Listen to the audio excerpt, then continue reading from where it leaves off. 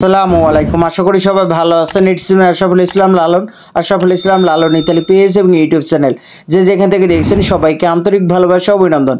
যারা ফেসবুকে থেকে দেখছেন ফেসবুক পেজটি লাইক ফলো শেয়ার দিয়ে এবং ইউটিউব চ্যানেলটি সাবস্ক্রাইব করে পাশে থাকুন, ধন্যবাদ। তো আজকে টপিকটি হলো যে ইতালি বিএফএস গ্লোবাল আজকে কি পরিমাণ রিটার্ন পাসপোর্ট, স্ক্যান পাসপোর্ট এবং কি নতুন অ্যাপয়েন্টমেন্ট পেয়ে বিএফএস গ্লোবালে পাসপোর্ট কি পরিমাণ সাবমিট করেছে এবং কি পরিমাণ ভিসা ডেলিভারি দিয়েছে এবং কি পরিমাণ রিজেক্ট হয়েছে এবং কি আরেকটি টপিক হলো যে রিজেক্ট হওয়ার পরও কি আপিল করলে কি ইতালি ভিসা হবে নাকি। যেহেতু আপনাদের যারা রিজেক্ট হয়েছেন তো আপনাদের রিজেক্ট পেপারের সাথে লেখা আছে যে 60 দিনের মধ্যে আপিল করলে এটা যদি কোনো ডকুমেন্টের সমস্যা বা ভুলবশত তারা রিজেক্ট দিয়ে দেয় তাহলে আপনারা আপিল করলে ভিসা পাবেন বা ওইরকমটা বোঝানো হয়েছে। তো আসলে দালালদের এখন নতুন নাটক, তো এইটাই আপনাদের মাঝে তুলে ধরবো। তো এইটা আসলে দেখেন আপনি সেই 2023 সালের আগস্টের পরে থেকে কিন্তু এই জটলা লাগা শুরু করছে। তো কেউ আগস্টে জমা দিয়েছেন, কেউ সেপ্টেম্বর অক্টোবর, কেউ নভেম্বর ডিসেম্বরে 2023 সালে, আবার 2024 সালে জমা দিয়ে বসে আছেন, স্ক্যান পাসপোর্ট জমা দিয়ে বসে আছেন, অ্যাপয়েন্টমেন্টের জন্য মেল করে বসে আছেন। তো আপনাদের এখন যদি এই মুহূর্তে আপনি রিজেক্ট হন তো আপনাদেরকে তো আমি বলেই দিয়েছি, যদি আপনি রিটার্ন পাসপোর্ট আনার পর সরাসরি রেডি ফর কালেকশন এসএমএস আসে তার মানে কি যে আপনি 100% রিজেক্ট। আপনার রিজেক্ট পেপারটা যেখানে আপনি ফার্স্টে জমাইছেন ওইখান থেকে আপনি কালেক্ট করবেন। আর যদি স্ক্যান পাসপোর্ট জমা দেওয়া থাকে তাহলে যদি আপনাকে সরাসরি রেডি ফর কালেকশন এসএমএস দেয় তাহলেও আপনি কিন্তু 100% রিজেক্ট। যদি আপনাদেরকে পাসপোর্ট সাবমিট করতে বলে যে your visa ready, request your passport BFS global submit, তাহলে কিন্তু আপনি 100% ভিসা পাবেন। তো এখানে মূল বিষয় হলো যে যারা পাসপোর্টটা সাবমিট করে তো তাদের তো জন্য তো শুভকামনা এবং কি তাদের মাধ্যম কাজ করছে এবং কি তার কাছ থেকে টাকাটা নিছে, তার টাকাটা তার জন্য কাজে খাটাইছে, মালিকরে দিছে, উকিলে দিছে, তো এই টাকাটা হালাল করে নিয়েছে।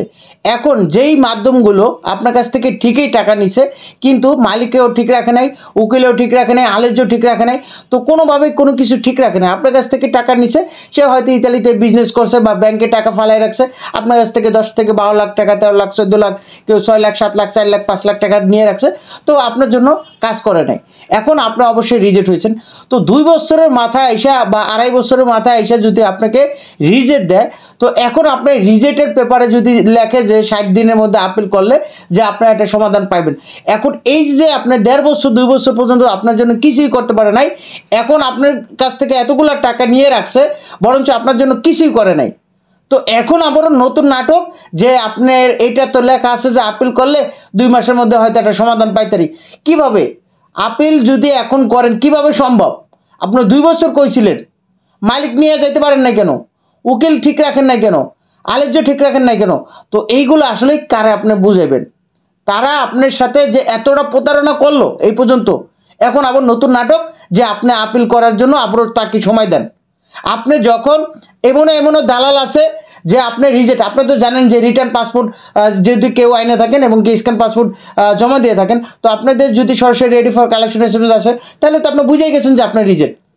এমনও দালাল আছে তারা সময় বাড়ানোর জন্য আবার বলবে যে আপনাকে এই রিজেক্ট পেপারটা আনার জন্য।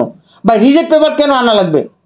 এখন তাদেরকে টাকা পয়সা যা নিছে তা দিয়ে দিব এটা না, কিন্তু তারা এটাকে নতুন নাটক করে এটাকে সময় বাড়ায়। তবে আপনার কাছ থেকে কিন্তু সে টাকাগুলো বুঝে নিছে কিভাবে, নুলস্তা দেওয়ার আগেই তারা বলতেছে যে আপনার টাকা রেডি করেন, 5 লাখ টাকা 6 লাখ টাকা নুলস্তা উঠাইতে টাকা লাগবে। কিন্তু আজকে যে আপনার রিজেক্ট হইলেন, সময় লস, তারপর আপনার টাকা যে একজনের কাছ থেকে আইনে আইছেন ওইদিকে সুদের উপরে টানতেছেন, তো এই যে এই দায়ভার কে নেবে? এখন লাস্ট মুহূর্তে রিজেক্ট আসার পরও এই নতুন নাটক শুরু করছে। ইদানে গতকাল আমাকে কয়েকজন ভাই এরকমটা বলছে, আর গতকাল রাত্রে অনেকে রিজেক্ট আসছে। তো রিজেক্ট যাদের আসছে তারা তো একটা সমাধান পেয়ে যাইতেছে, সমাধান পাওয়ার পরও কিন্তু এখনও আবারও এই দালালের নতুন নাটকের চক্রের মধ্যে অনেকে পড়ে আছে। দেখেন মনুষ্যত্ব যদি না থাকে এই মানুষগুলার তো এরা আসলেই আখিরাতে তো এই জবাব দিতে হইব। কিন্তু বর্তমানে যেই মানুষগুলোর সাথে হইতেছে দেখেন আজকে 2 বছর পর্যন্ত এই ভুক্তভোগী পড়ে আছে, তো এখন শেষ মুহূর্তে আইসা রিজেক্ট হয়েছে, এমনিতেই কষ্ট, তারপর আপিলের নামে আবারও ভোগান্তি। আপনাদেরকে উদ্দেশ্যে একটা কথা বলবো, যদি আপনি রেডি ফর কালেকশন এসএমএস দেখেন মানে সরাসরি রিটার্ন আনার পর বা স্ক্যান পাসপোর্ট জমা দেওয়ার পর দ্রুত আপনি ওই দিনেই টাকা চাওয়া শুরু করবেন। টাকা না দিলে সকল ভুক্তভোগী মিলে ওই বাড়িতে যাইব। ওই সকল ভুক্তভোগী মিলে আপনি বলবেন কমেন্ট বক্সে সকল ভুক্তভোগী দায়বদ্ধতা ওই জেলায়, যে জেলায় আপনার ভুক্তভোগী ওই জেলার যারা ভুক্তভোগী আছে সবাই মিলে তার বাড়িতে যাইব। কারণ একজন অসাধু ব্যবসায়ী দালাল চক্র, তার কঠিন জবাব দিতে হইব। এখানে যেই হোক মানুষের সাথে প্রতারণা করবে, লাখ লাখ টাকা হাতিয়ে নিবে, আবার শেষ মুহূর্তে আজকে কতগুলো টাকা নিয়ে রাখছে, আজকে রিজেক্ট হয়েছে, তারপর এখন নতুন নাটক। এগুলো আপনাদেরকে বলে দিলাম। আপনি যেই জেলা থেকে রিজেক্ট হন ওই জেলার আপনার ভুক্তভোগী যারা আছে, প্রতিবেশী যারা আছে, অবশ্যই তার বাড়িতে যাইবেন। আর আপনি যখনই এই যে রিজেক্টটা হবেন তাকে কোনো প্রকার ছাড় দেওয়া যাবে না। এবং কি আর অনেকে আছে যে রিজেক্ট হওয়ার পর এই রিজেক্ট পেপার আনতে যাওয়ার জন্য বলে। এখন যেই ভাই মাদারীপুর, সে মাদারীপুর থেকে সিলেট আবার রিজেক্ট পেপার আনতে যাইব, এটা আসলে কতটুকু ভোগান্তি। রিজেক্ট হয়ে গেছে, এখন আবার তার রিজেক্ট পেপার এনে আপিলের নামে মানুষের এই নাটক বা সময় বাড়ানো বা তার টাকাটা আরও সময় রাখবে, এটা চিন্তা ভাবনা করতেছে কিছু কিছু দালাল। কিন্তু অনেক দালাল আছে বাটপাড়ি সিটারগিরি করছে এতদিন, তারপরে কিন্তু টাকাগুলো এখন রিজেক্ট হওয়ার সাথে সাথে দিয়ে দিতেছে। কিন্তু গতকাল একটা ভাইয়ের যে কষ্টের কথা শুনলাম যে তার টাকা নিয়ে এখনও ঝামেলা করতেছে। আরেকটা ভাই, সে মাদারীপুর বাড়ি, সে তার রিজেক্ট SMS আসছে চট্টগ্রাম যাইতে বলতেছে। কেন ওই পেপার কি দেখে কি করবে? ওই পেপার দেখে কিন্তু পানি খাইব? এখন তো প্রত্যেকের রিজেক্ট হইতেছে, রেবকাত মানে মালিক প্রত্যাহার করে ফেলছে, মালিকের সাথে ওরকমভাবে কন্ট্যাক্ট রাখে নাই। এই জন্য সকল ইতালি ভিসা ভুক্তভোগীদের উদ্দেশ্য বলবো, যদি আপনার রিজেক্ট SMS আসে দ্রুত টাকাগুলো তুলে ফেলবেন। ওই আপিল করলে কোনো ভিসা হইতেছে না, এখন কোনো আপিল কেউ করে না। যদি আপনার অসাধু আরও মানে বাটপাড়ি সিটারগিরি এই পর্যন্ত তো করছে, আবারও যদি নতুন নাটক শুরু করে তারে আপনি যা রকম করবেন। কিন্তু আপনাদেরকে বলে দিলাম এই যে আপিলের নামে যাতে তারা সময় নিতে না পারে, কোনো আপিলে এখন ভিসা হইতেছে না। কিসের আপিল? এতদিন কিছু করতে পারে না, বাটপাড়ি সিটারগিরি করে সব পলাতক। সঠিকভাবে যদি থাকতো আজকে সুন্দর মতো ভিসা পাইতো। প্রতিদিন ভিসা হইতেছে, প্রতিদিন সাবমিট করতেছে। তো তারা কেন সাবমিট করতেছে? কম হোক বেশি হোক ভিসা কিন্তু দিতেছে, এটা আপনার মানতে হইব। তারা ভিসা পাইতেছে, আপনি কেন ভিসা পাবেন না? আপনি কি দোষ করছেন? আপনি তো টাকা সময় মতো দিচ্ছেন। রিজেক্ট হওয়ার সাথে সাথে আপনার টাকা চাইবেন, কোনো আপিলের কি? আপিল আবার কি? তো আজকে ভিসার আপডেট হলো যে আজকে 4 জুন 2025 রোজ বুধবার।